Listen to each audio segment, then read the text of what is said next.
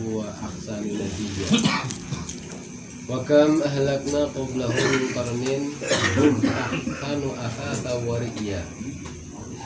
Qul man kana fid dhalalati falyamdud lahu ar-rahmanu madda hatta idza ra'aw ma yu'aduna immal adab wa imma sa'ah wa saya'lamuna man huwa syarrun makana wa ad'afu junda wa yazidullahu alladhina tadaw huda wal baqiyatus shalihat khairun inda rabbika thawaban wa khairum maradda.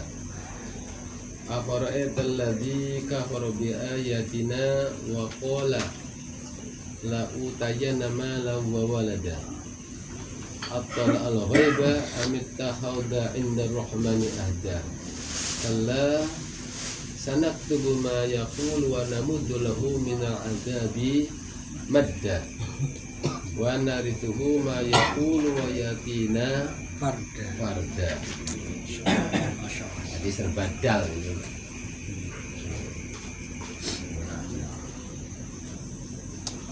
Yantur rahmanu lahu rahmanu madda mad afujun inda istadau inda khairun marudda malau wa walada yantur rahmani ahda wa namuddu lahu minal adabi madda wa yatina farda. Hadirin rahimakumullah, masih surat Al-Maryam. Beberapa lembar lagi. Satu pertemuannya selesai Pak Maryam ini. Karena itu keburu puasa ya. Apa supaya penasaran. Pak saya juga. Nah, di ayat ini menjelaskan tentang karakter sifat orang mukmin dan sifat orang kafir. Tinggal nanti kita disodorkan kepada diri kita, kayaknya lebih condong kepada karakter kafir kita itu apa, karakter mukmin dalam diri kita itu. Gak usah kita menilai orang lain, diri kita saja. Yang jadi senternya adalah Al-Quran, firman Allah ini. Firman Allah jadi barometer untuk diri kita. Apakah lebih cenderung kita itu karakter orang kafir atau orang mukmin? Terserah, kita ngakunya orang mukmin gitu itu. Tapi kok berperilakunya baunya lebih condong kepada perilaku orang kafir ya. Berarti ya kita itu kandel, berarti sifat kafirnya itu karakternya. Naudzubillah. Dan juga ini salah satu daripada penjelasan sunatullah.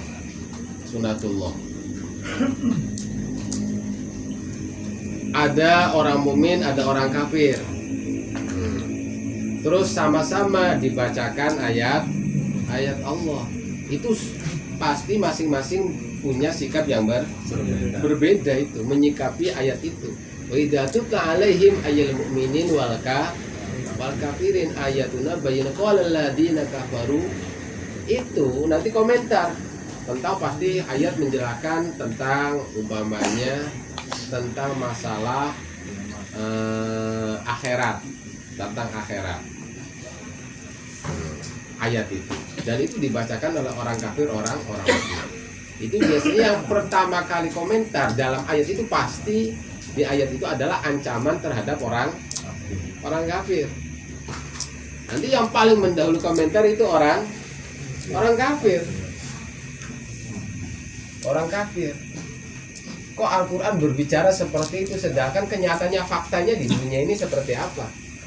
Kamu kan gembel, makan susah, jadi budak gitu. Sedangkan saya pakaian serba mewah, harta banyak, makanan enak. Itu udah bukti kata orang kafir itu. Berarti kamu itu tidak dicintai daripada saya itu lebih dicintai Allah daripada kamu itu. Itu di dunianya juga udah kelihatan. Apalagi di akhiratnya kata orang kafir. Kira-kira pantas enggak? Begitu. Pantas. Kamu mah di dunianya udah sengsara gitu. makan, pakaian juga masih gantian sholat sama istri kamu, masih gantian sama, waduh, terus segala-galanya serba tercukupi. Itu bukti bahwa saya itu lebih dicintai daripada kalian. Akan gaya. Apalagi di akhiratnya, udah dunianya udah kelihatan seperti itu ya pantas orang kafir bilang seperti itu. Wa qala kafir ladina amanu ayyul fariqain khairum maqama wa asanu nadiya.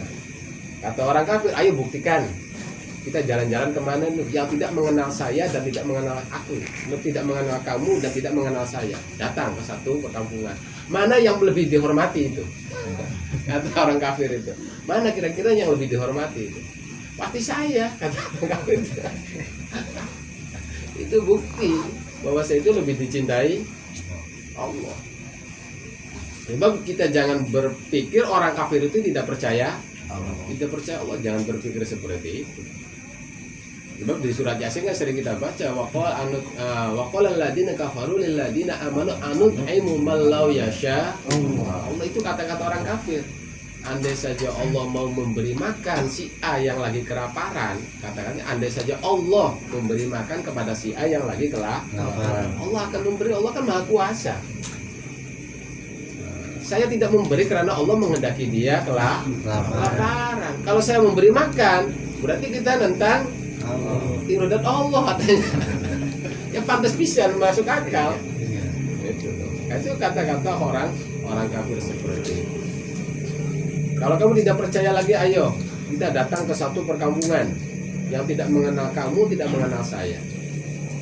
Kita ada perkampungan lagi duduk-duduk majlis. Kira-kira yang dihormatin, ditempatkan yang paling mulia siapa? Apakah saya? Apakah kamu? Itu kata orang kafir waktu turun ayat yang menjelaskan tentang ancaman-ancaman terhadap orang kafir. Qala alladziina kafaru lil ladziina amanu ayyul fariqain khairum maqama wa ahsanu nadiya. Dan itu nyata semuanya itu. Ya memang hujannya seperti itu. Terus wa kam ahlakna qablahum min qarnin hum ahsanu athasa wa riya. Nah, akhirnya dijawab oleh Allah, ini menjelaskan tentang sunnatullah, hukum apa yang Allah berlakukan semenjak Nabi Adam sampai akhir zaman. Telah banyak dari turun-turun generasi-generasi umat manusia yang mereka itu mewah-mewah hidupnya, gagah-gagah orangnya, serba badannya kuat, kekuatannya apanya, saya hancurkan. Itu kan bukti, bukan berarti saya ngasih dia harta, ngasih dia kekuatan, ngasih dia jabatan, bukan berarti saya itu mencintai dia. Selama dia tidak beriman, saya hancurkan. Nah, gitu. Selama dia tidak beriman, saya hancurkan. Kalau jadi tidak jadi tolak ukur. Saya hartanya banyak, jabatannya tinggi, banyak dihormati, berarti dia orang yang dikasih Allah. Tidak, selama dia tidak beriman, ya udah. Sebab kul man kana fid dhalalat falyamdud lahur rahmanu madda hatta idza ra'aw ma yu'aduna immal adab wa imma sa'ah. Orang yang dalam kesesatan, tidak iman kepada Allah Subhanahu wa ta'ala, itu kadang-kadang Allah itu kasih harta yang luar biasa itu. Kasih harta yang yamdud lahur rahman. Allah kasih harta yang luar biasa, kasih kesehatan yang luar biasa, kasih kehormatan di antara kaumnya. Tapi apa? Hatta idza ra'aw ma yu'adun, tapi sewaktu telah mereka melihat apa yang telah diancamkan oleh Allah, baik berupa adab, yaitu berupa diperangi, pasti akan terkalahkan atau dia akan ditawan, wa imma sa'ah, atau akan terjadi hari kiamat. Jadi artinya ini menjelaskan tentang kita harus waspada. Bisa jadi kesehatan yang kita dapatkan selama ini, bisa jadi harta yang kita dapat ini, itu kita harus selalu curiga, takut ini adalah istidraj fid dunya yastadrijuhum. takut istibdal. Bila mana kita tidak beriman, itu tuh bisa jadi. Jadi ini udah hukum Allah lah, hukum alam. Kalau bahasa itunya mah hukum Allah. Artinya hukum Allah itu yang kita mesti dihitungkan. Ada seseorang kafir, dia diancam oleh Allah ahli neraka, ahli neraka. Itu kan pasti dia harus, Allah punya alasan untuk Allah menghadap dia, itu harus punya alasan. Walaupun Allah itu bisa-bisa saja tanpa dia berdosa pun Allah langsung dia masukkan ke neraka, bisa-bisa saja. Allah sebab Allah maha kuasa, mutlak itu kekuasaan. Dia tidak berdosa sama sekali. Enggak, saya masukkan ke neraka, Allah bisa-bisa saja, sah-sah saja. Dia selalu bermaksiat, saya masukin ke surga, ya Allah bisa-bisa saja. Tapi tetap Allah itu karena janji dan ancamannya itu sesuatu yang tidak mungkin. Sebab Allah tidak mungkin mengingkari janji, dan Allah tidak mungkin mengingkari tentang ancamannya. Jadi hukum alamnya gitu. Ada seseorang ahli neraka, maka Allah harus punya alasan untuk dia dimasukkan ke neraka. Apa alasannya? Yang paling itunya, dia dikasih harta yang banyak, dia dikasih kesehatan yang luar biasa kekuatannya. Nah akhirnya kesehatan, kekuatan, kedudukan dia dipakai untuk jalan menghalang-halangi orang yang menghalangi jalan Allah. Dengan modal kekafiran, dia dikasih harta banyak oleh Allah, hartanya dipakai untuk menghalangi orang menuju jalan Allah. Dia dikasih kedudukannya dipakai jalan untuk menghalangi orang menuju jalan Allah. Dia dikasih kesehatan, kekuatan, justru dipakai semuanya untuk menghalangi orang menuju jalan Allah. Akhirnya apa? Dia di dunianya tidak punya kebaikan sama sekali, mati, masuk neraka. Pantes nggak gitu tuh? Pantes seperti itu. Lah, cuma kita kebalikannya nanti tuh. Ada orang ahli surga, Allah pun harus punya alasan kenapa dia dimasukkan ke surga. Di dunianya harta tidak pernah punya, harta tidak pernah punya, selalu dihinakan oleh orang lain, di orang sekitar. Tapi dia sabar, dia menerima, dia iman. Tapi kamu katanya kamu masuk surga, orangnya kamu seperti ini, nggak punya apa-apa. Lah akhirnya dia meninggal. Kok Allah punya alasan kenapa dimasukkan ke surga? Tinggal kita pilih yang mana itu. Kita pilih yang mana hidupnya. Sebab tidak ada rumus orang masuk surga tanpa ada cobaan. Allah tidak ada rumusnya itu. Allah itu tidak membuat rumus seperti itu. Kenapa Nabi itu kedudukan surganya tinggi-tinggi? Andai saja Allah tidak mengendaki dia dikasih tidak ada cobaan, bisa saja. Tapi Nabi itu adalah orang-orang yang paling banyak diuji, paling banyak dicoba, paling banyak kena bala, paling banyak sengsara di dunia. Nabi itu makanya ketinggiannya, derajatnya tinggi gitu tuh. Itu hukum Allah itu seperti itu tuh. Jadi kita tinggal milih yang mana gitu.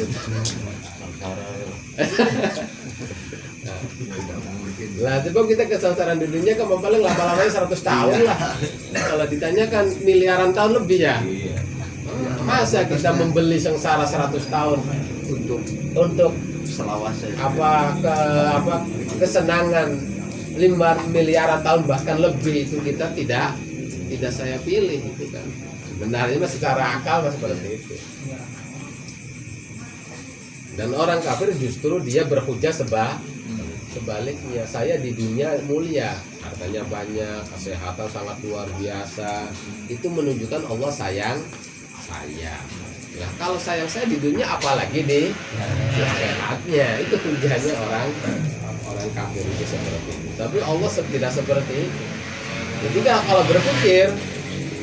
berpikir ya, wah kita pengen di dunianya hasanah, di akhirat hasanah. Tapi dunia hasanah dalam arti kita itu apa? Sehat terus, banyak terus. Itu berarti kita dalam pemahaman yang salah gitu. Itu pemahaman yang salah. Justru yang namanya hasanah di dunia, kita dikasih banyak cobaan terusan tapi kita tetap sabar. Itu namanya hasanah di dunia sebenarnya. Hasanah di dunia artinya sebenarnya itu sebenarnya. Kita bisa sabar, ada sedikit kenikmatan bisa bersyukur. Itu hasanah di dunia, bukan tidak ada sengsaranya di dunia itu. Di dunia nggak ada sengsara ya. Nah itu tinggal kita di diri kita, tinggal di mana kita itu antara karakter orang kafir atau orang, dan itu adalah merupakan sunatullah. Jadi yang cara gampangnya mah Allah itu memberlakukan sunnahnya, membuat alasan kenapa dia dimasukkan ke surga, kenapa dia dimasukkan ke neraka. Jadi orang masuk neraka yang abadi di dunia berarti tidak ada kebaikan sama sekali, sedikit pun tidak ada kebaikan. Yang ada adalah apa? Kenikmatan Allah yang Allah perbanyak, tapi dia gunakan untuk kemaksiatan. Nah kalau sebaliknya berarti orang dimasukkan ke surga berarti dia di dunianya sengsara terus gitu tuh. Tapi tetap dia sabar yang sangat sebentar sekali untuk kesabaran itu. Dia jadi alasan Allah untuk masukkan dia ke surga. Sebab apa? Umpamanya kita melakukan amal kebaikan terus, umpamanya orang amal kebaikan terus di dunia ini, dia iman, tapi kok hidupnya sengsara terus, itu nyata pasti bahwa kedudukan di akhiratnya akan lebih tinggi pasti itu.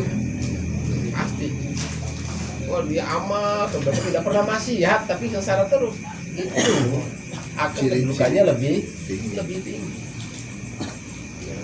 Ada dia maksiat terus, sengsara terus itu tuh. Ada nggak ya gitu? Ada. Iman, sengsara terus maksiat terus. Justru gitu tuh, kesengsaraannya untuk mengkifarati dosa kemaksiatannya itu. Akhirnya dia meninggal tanpa ada dosa. Seperti itu udah hukum Allah. Udah hukum Allah. Ngomong banget.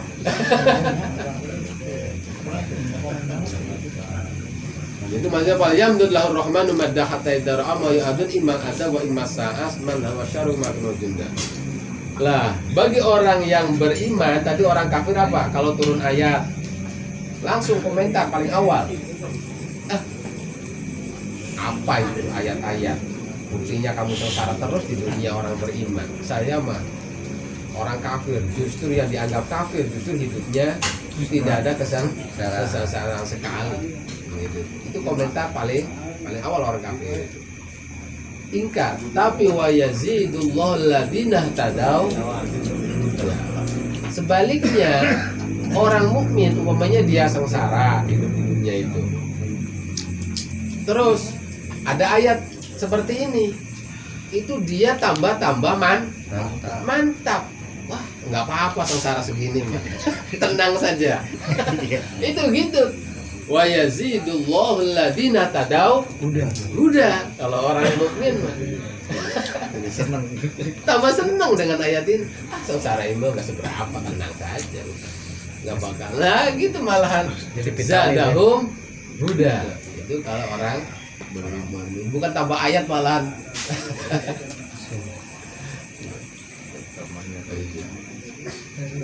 Wal baqiyatu sholihat khairun inda rabbik thawaba wa khairum maradda. Apalagi kita udah umpamanya hidupnya sengsara, iman kita tambah di tetap kita beramal soleh, itu justru khairun inda rabbik thawab wa khairun marodda.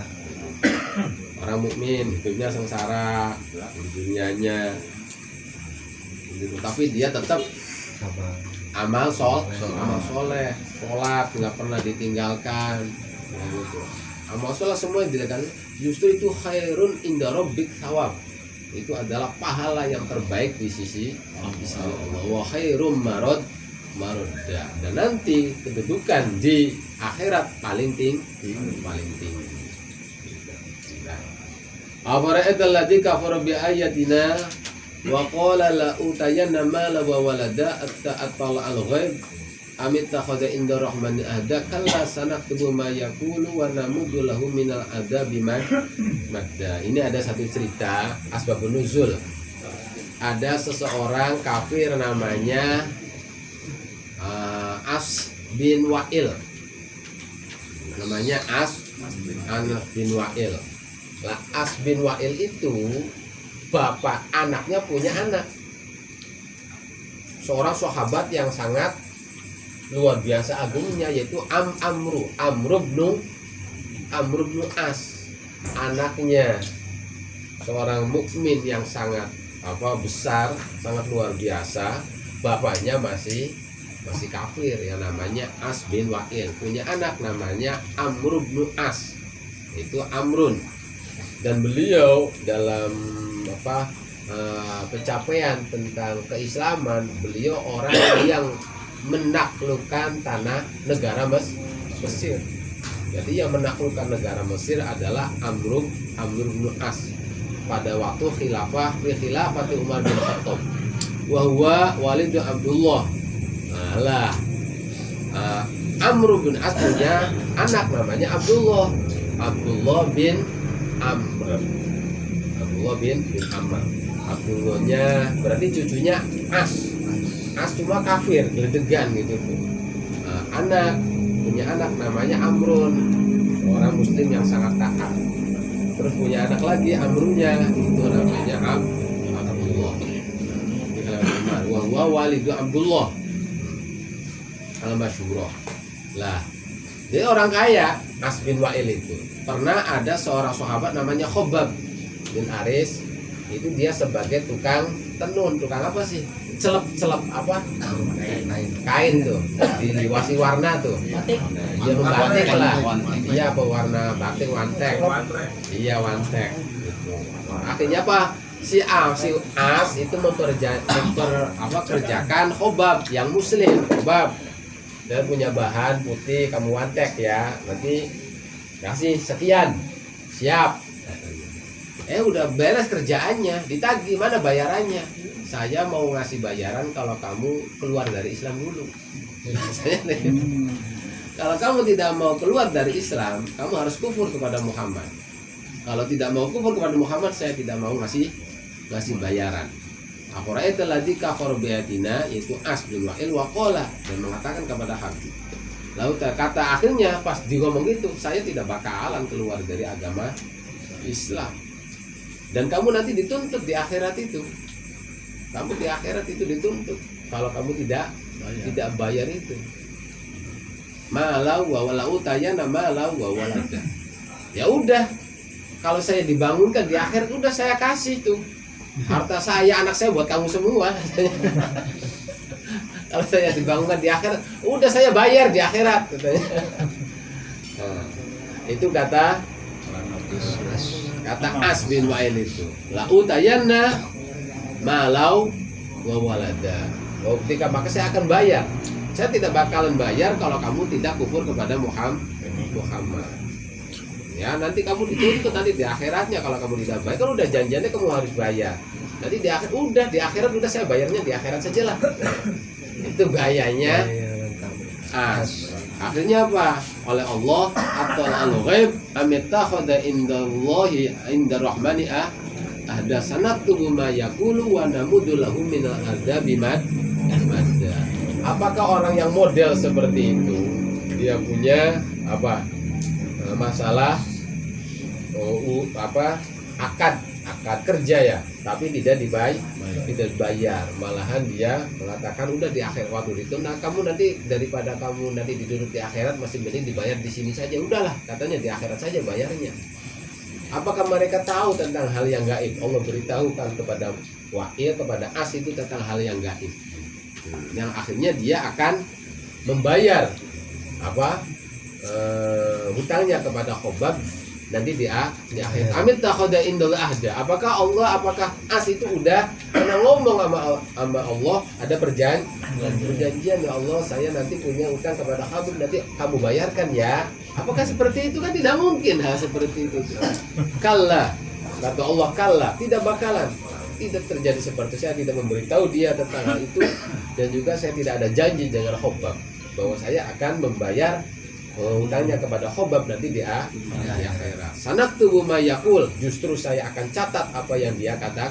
Wa namuddu lahu min adabi madda, dan saya akan perpanjang adab dia.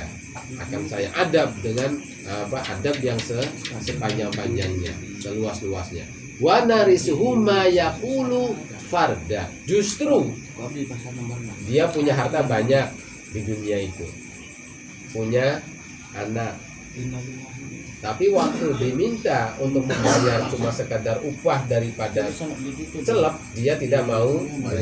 Justru yang akan mewarisi harta dan anaknya itu adalah saya kata Allah, yang akan mewarisi, dan dia tidak punya apa-apa, dan saya tidak menjanjikan kepada si As untuk akan membayar utang-utangnya. Justru yang saya ancam, dia akan dapat siksaan yang pedih, dan dia nanti di akhirat wayatina farda, dia akan datang kepadaku dengan sendirian, la malalah wala, dengan tidak membawa harta dan juga tidak membawa anak.